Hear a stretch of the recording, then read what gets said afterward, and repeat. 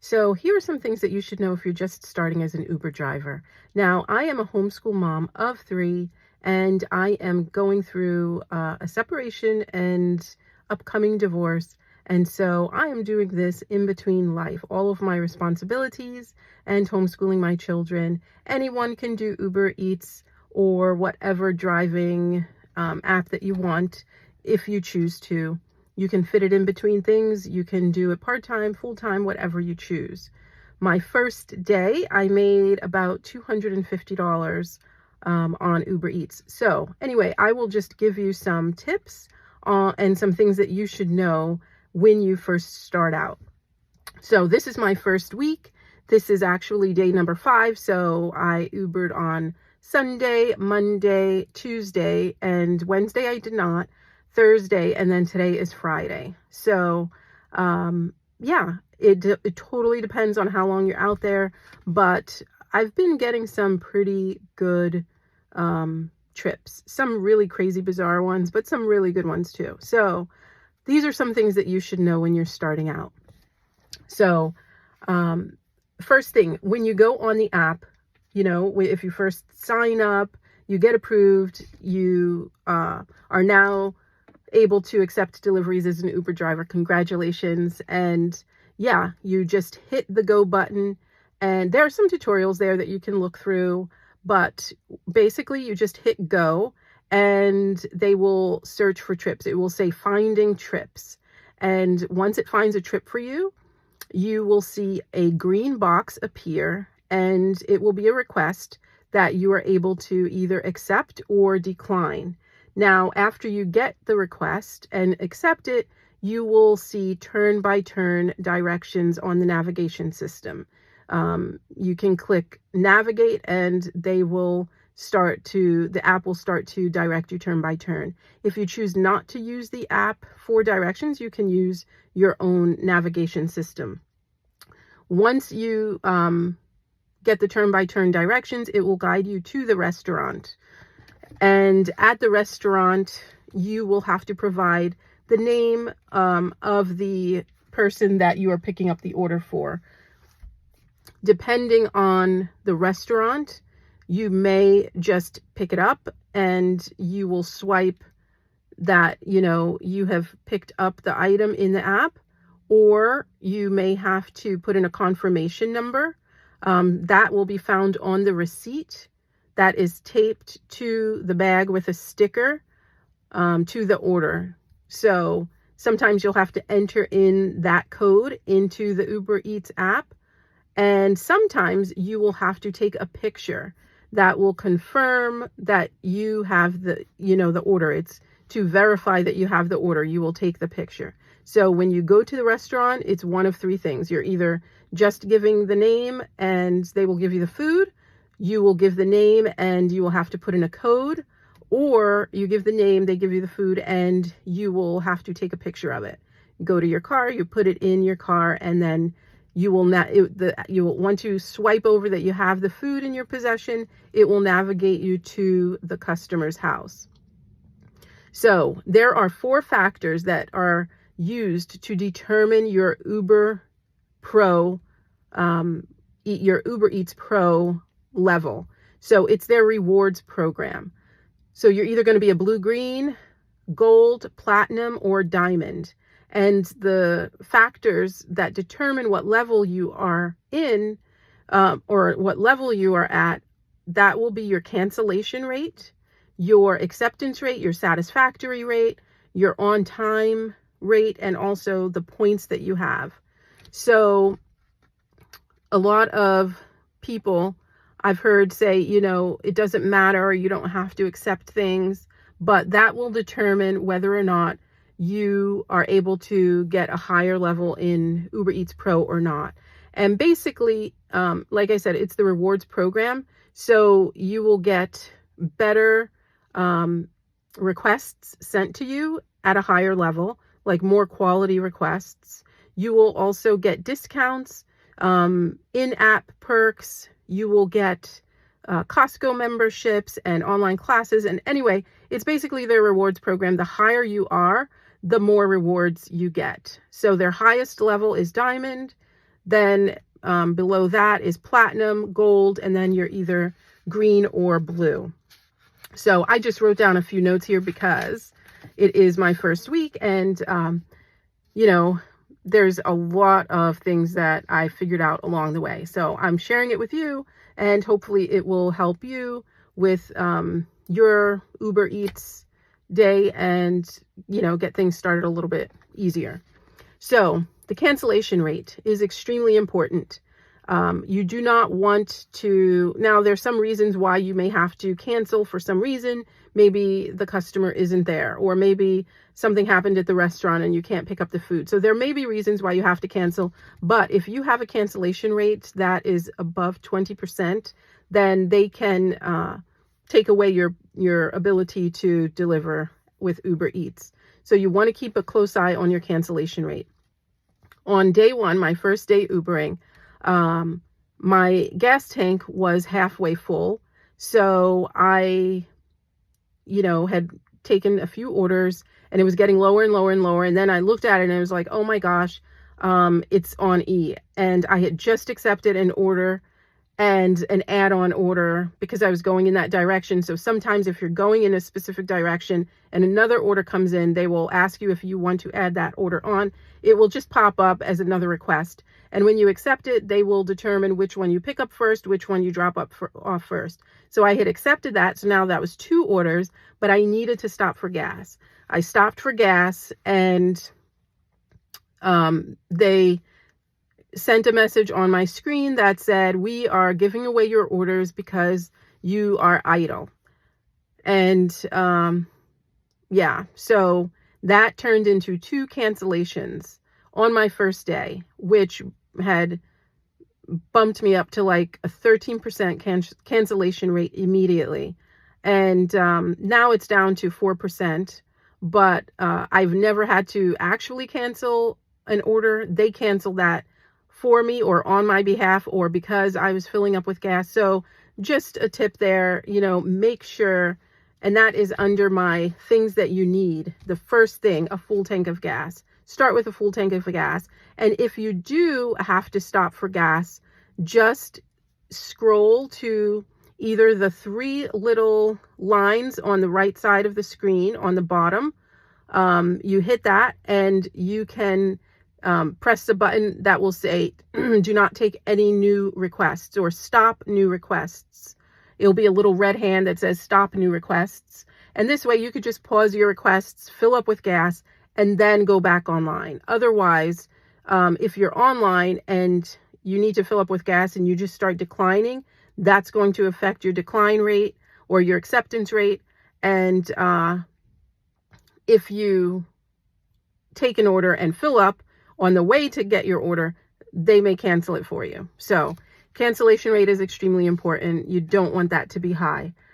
Navigation system. The navigation system that the app uses is a little bit odd. You know, sometimes you just have to really use your reasoning and your common sense, or use a different navigation app, because sometimes it will say go left when the arrows clearly, or the line clearly shows that you're going right. I've also had it say take the highway going east when it was supposed to be west, and it was showing west, but it was saying go east. And I've also seen it take me out of the way, but I knew the area, so I knew a better way to go. So just be a little cognizant of, you know, what the navigation is saying or doing, and, you know, make good decisions based on that. The other thing is, when you go to the restaurant, make sure that you are picking up drinks. If it says that a drink, make sure you're picking up drinks if it says that a drink is included. There was one time on my second day that I did not check that. I had one situation where a drink was included and I did not pick it up, and they did not give me the drink. So I had to go back to the restaurant, get the drink, and bring it back. But thankfully, there was a second order that directed me back to the restaurant anyway, and actually a third order. So I had to go back to that same restaurant 3 different times. And on the second time, I picked up the drink and took it back to the house. So always, always, always check to make sure if a drink is included, and if it is, bring it. And then when you're dropping off, before you leave your drop-off location, before you leave the customer, just make sure that you do whatever the app says before you actually leave, because sometimes it will ask you for a verification code that the customer has to give you. And if you give the customer the food and they walk off and you jump in your car and then you go to close it out and complete the delivery and you see, oh, I need a verification code, and there may not be a way to get it after that. So just check to see if you need a verification code to put in the app. If the instructions, always check the instructions and what the customer wants. It may say leave at door. If it says leave at door, you likely have to take a picture of the delivery. And with that picture, you're going to include like the door and the number and the bag, not just an up close of the bag. You're going to include the scene where you dropped it off at. So leave at door usually requires a picture. If it says the customer will meet you at the door, it typically does not require a picture. However, it may require the verification PIN. So just be aware of that and read the instructions, or listen, it will also verbalize the instructions, because sometimes the customer does not want the doorbell rung at all. So it will say literally like, do not ring the doorbell, please, or just leave at the door. And sometimes there's other special instructions. You may have to get inside of a building. You may have to go up to a specific floor or go to a specific suite. I had a scenario today where they said, oh, go to, suite 305. However, there were no suite numbers anywhere on that third floor. All of the offices just had names of the businesses on the glass doors, no suite numbers anywhere. And so I had to call. You can call and text the customer in the app, but she was still insisting that, oh, you just have to come here. And I'm like, this isn't a concierge. I'm thinking to myself, this isn't a concierge business. This is literally just delivery of food. And most customers will meet you either at their door or downstairs if it's a building. But she was getting very, very specific that she wanted me to come inside the business suite and ask for her. And the door was locked. And she said, oh, well, that's because we closed. Okay, so why aren't you coming out? Like, why are you making me do all of this, jumping through hoops, when this is supposed to just be a quick drop off? There was another incident. I had to drop off at a college, and she was directing me to her dorm, which was inside the college campus. And there was no way to get in the dorm because you have to be, either buzzed in or have a specific code. Thankfully, someone was coming out. I had to contact her in the app multiple times. She eventually came downstairs, but every now and then you'll run into situations like that. But for the 5 days I've done it so far, it's been pretty, easy. But it also depends on the area you're in. If you're in a city, I was taken to a city. If you are in a city, I was taken to a city, and I had to, go into an apartment building. Oh my gosh, that lobby was the most beautiful lobby that I have seen, as far as it wasn't, luxury, but it was totally like an indoor-outdoor courtyard feel. It was just so beautiful. But anyway, you may have to go inside of buildings. So, just be prepared for that too. There are things you may want to have on hand when you are Ubering. So, if you have to take groceries up to a certain level. And here in New Jersey, they do not give bags out at stores anymore. So bags are something, bulk bags. And I'm going to have links in this video where you can check out some of the Amazon things that I'm going to be using for my trips that I already have in my cart. But I will tell you also a list of things that you should definitely have. So also check your trips. I've had a couple of instances where the trip that I actually completed was not in my ledger. Why? I'm not sure. I continually reach out to customer service. They say they're going to rectify it, and I don't see that. So you just have to make sure that, you can take a screenshot every time you do a delivery, or write it down. Writing it down could take a little bit longer, but just know how many trips you've completed, the names and the locations, because you may have to use that or show a picture. They'll always say, oh, can you send me a screenshot of this or that? So just take screenshots, because sometimes those completed deliveries and trips will not be in your ledger. So here are some of the things that you need to have. These are a must. It's, if you want to be an Uber driver or do some Uber driving, you must have these things. It's not even a question of whether or not it's an option. You must have it. You must have a full tank of gas. You cannot Uber without gas. You must have a hot and a cold bag. No one wants to receive a cold meal. So I've had, I've had to pick up meals that it says, oh, this is going to be a 30-minute away drive. Well,